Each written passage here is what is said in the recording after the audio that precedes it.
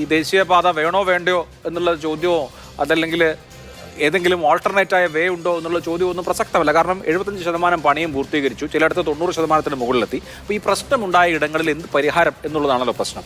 അപ്പോൾ എന്തായാലും ഈ വിഷയങ്ങൾ അഡ്രസ്സ് ചെയ്യുന്നുണ്ട്, മനസ്സിലാക്കിയിട്ടുണ്ട് ദേശീയപാത അതോറിറ്റി. കേന്ദ്ര ഉപരിതല മന്ത്രാലയം അക്കാര്യം വ്യക്തമാക്കുന്നുണ്ട്. ഇനി ഇപ്പോൾ നടന്നിട്ടുള്ള നിർമ്മാണ പ്രവർത്തനങ്ങളിൽ എന്തൊക്കെ ചെയ്യാൻ പറ്റും? അല്ല, അതിലേക്ക് വരുന്നതിന് മുമ്പേ ഈ പറഞ്ഞതിനകത്ത് ഒരൊറ്റ കമൻറ്റ്, ശരിക്കും പറഞ്ഞു കഴിഞ്ഞാൽ ഇപ്പോൾ ഈ പാർട്ടികളെല്ലാവരും കൂടെ അവരുടെയൊക്കെ ഈ ഇച്ഛാശക്തിയാണ് ഇപ്പോൾ നമ്മൾ പേടിക്കേണ്ടത്. കാരണം ഇങ്ങനെയാണ് ഇച്ഛാശക്തിയെങ്കിൽ കേരളം മുങ്ങിപ്പോവുകയുള്ളൂ.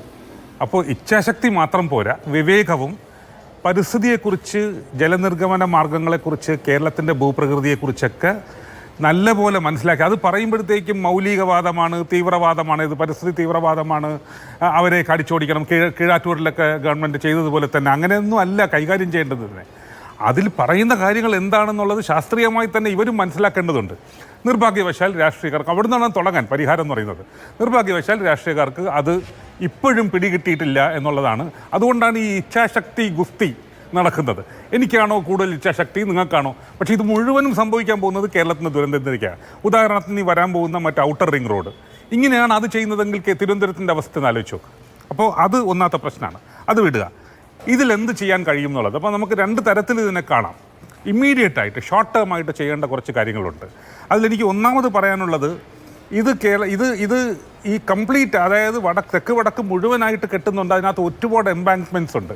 അപ്പോൾ നമ്മൾ ഇതിൻ്റെ ഡിസൈനും ഇതിൻ്റെ സ്ട്രക്ചറലായിട്ടുള്ള വിഷയങ്ങൾ, ഡ്രെയിനേജ്, വാട്ടറിൻ്റെ ഡ്രെയിനേജിൻ്റെ ഒരു സ്വതന്ത്രമായിട്ടുള്ള വിദഗ്ധരുടെ, അത് NHAI മാത്രം പോരാ, ഗവൺമെൻറ് കേരളത്തിൻ്റെ വിദഗ്ധർ വേണം.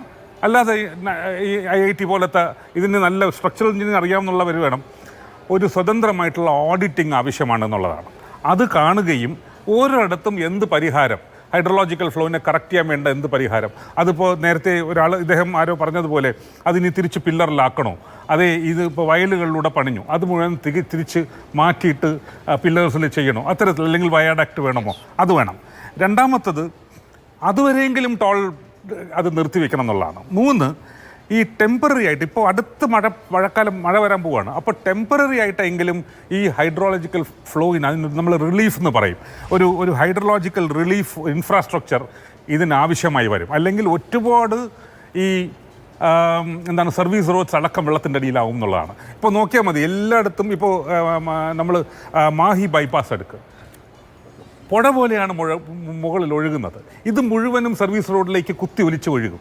അപ്പോൾ സർവീസ് റോഡ് മൊത്തം വെള്ളത്തിലാവും. അതിനെ എങ്ങനെ ഡ്രെയിൻ ചെയ്ത് കളയാനായിട്ടുള്ള ഒരു ടെമ്പററി ഇൻഫ്രാസ്ട്രക്ചർ, ഹൈഡ്രോളജിക്കൽ ഇൻഫ്രാസ്ട്രക്ചർ വേണ്ടി വരുന്നുള്ളതാണ്. 4മത്തത്, അടിയന്തിരമായിട്ട് ഇവരുടെ, അതായത് ഈ സിൽവർ ലൈൻ്റെ DPR പുറത്ത് ഗവൺമെൻറ് തരൂല എന്ന് പറഞ്ഞിട്ട് ഞങ്ങൾ പുറത്ത് വിട്ടത് കൊണ്ട് മാത്രമാണ് നമുക്ക് മനസ്സിലായത് ഇത്രയും കുഴപ്പം അതിനകത്തുണ്ടെന്നുള്ളത്. അതുകൊണ്ട് ഇതിൻ്റെ DPR, ഓഡിറ്റ് റിപ്പോർട്ടുകൾ, ഇൻസ്പെക്ഷൻ റിപ്പോർട്ട്സ്, ഇപ്പോൾ ചെയ്യുന്ന ഇൻസ്പെക്ഷൻ റിപ്പോർട്ട്സ്, എന്തിന് കോൺട്രാക്റ്റിൻ്റെ പെർഫോമൻസ് ഡേറ്റ വരെ പുറത്ത് വിടണം എന്നുള്ളതാണ്. ജനം വിലയിരുത്തട്ടെ എന്നുള്ളതാണ്. ഇത് ടെമ്പററി ആയിട്ടുള്ളത്.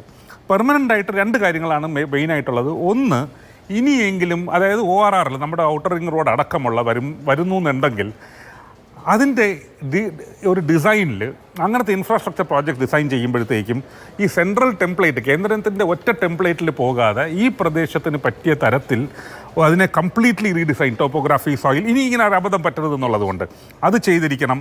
നെൽവയൽ നീർത്തട സംരക്ഷണം എന്ന് പറയുന്നത് നമുക്ക് കേരളത്തിൽ നിയമമുണ്ട്. അത് അട്ടിമറിച്ച പിണറായി ഗവൺമെൻറ്റാണ്. കാരണം ഇവർ അട്ടിമറിച്ചത് കൊണ്ടാണല്ലോ NHAI എല്ലാ വയലുകളിലും ഇതങ്ങ് ചെയ്യാമെന്ന് വിചാരിക്കുന്നത്. അതിന് ഫെസിലിറ്റേറ്റ് ചെയ്ത് കൊടുത്തത്, ഇപ്പോൾ വസീഫ് എത്ര ക്ലെയിം ചെയ്താലും ഈ പിണറായി ഗവൺമെൻറ് സിംഗിൾ ഹാൻഡഡ്ലി റെസ്പോൺസിബിളാണ്. നമ്മുടെ നെൽവയലുകളിൽ NH പോലും കൺസ്ട്രക്ട് ചെയ്യാൻ കാരണം കേരളം അനുവദിച്ചു കൊടുത്തത് കൊണ്ടാണ്, ആ നിയമത്തെ അട്ടിമറിച്ചത് കൊണ്ടാണ്. അപ്പോൾ അത് നമ്മൾ തിരിച്ച് റീഇൻസ്റ്റേറ്റ് ചെയ്യണം.